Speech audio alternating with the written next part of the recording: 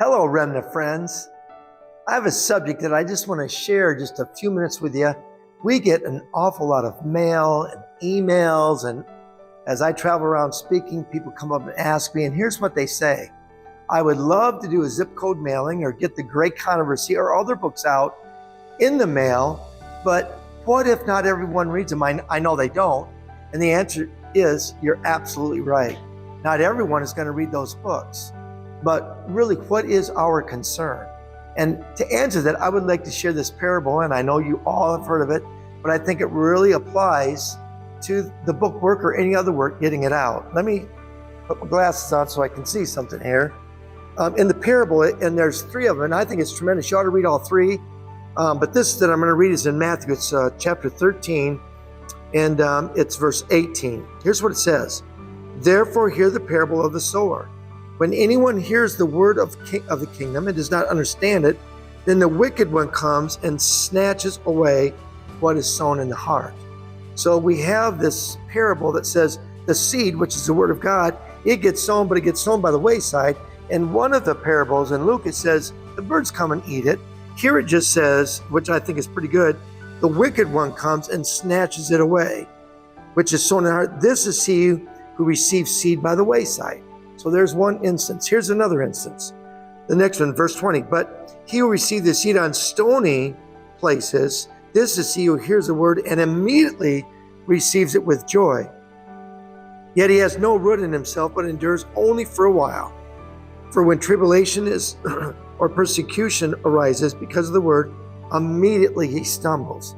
That's so important because so many of us, we're so excited hearing the word, maybe for the first time or the second or third time, but like many other people, we end up getting excited. But when persecution comes, which could be maybe we have peer pressure if you're younger, maybe you lose some friends or family members, and so what happens? It's easy to be persecuted and just let it go. And that's the second instance. And the other one, it says in verse 22, now he who receives seed among the thorns is he who hears the word, and the cares of this world and the deceitfulness of riches choke the word and he becomes unfruitful. I like this one because it doesn't say he loses the Christian belief. It says that the cares of this world choke him or her until it's unfruitful. And I think that's a majority of us Christians today. We go to church, we do all these things, but at the end of the day, the worldliness of debt, or our jobs or material things choke out the very existence of the walk with God.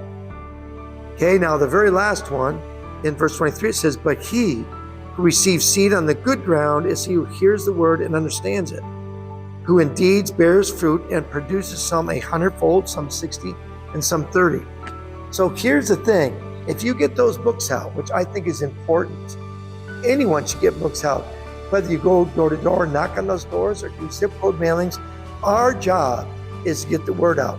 Some of us have been talented, where God has given those talents so we can preach the word. Some are shy. You can put something on a gas pump. You can put something in a plane pocket. But we certainly can all do zip code mailings or anything like that. Our job isn't to worry. If I give $100 or $100,000, our job isn't to say, oh, but what if someone just throws the book away? Well, I promise you, there will be people that throw them away. There will be people that will rip them up, and there will be people that will burn them up, because we've gotten letters to that. In fact, one time we had a book sent back to us with 6 bullet holes in it, 6 of them, right through the book, A Great Controversy, saying, this is what I think of this book. But it's not our job to say, well, in that case, we're not going to get the word out. Because if you notice this parable, only one of the 3, there's 4 of them, 3 out of the 4, guess what happened? They either got on stony ground, they either got choked out by briars, or they fell by the wayside. But the bottom line is, the sower, which is Christ, went forth to sow the seed. It's also his job to make that seed grow.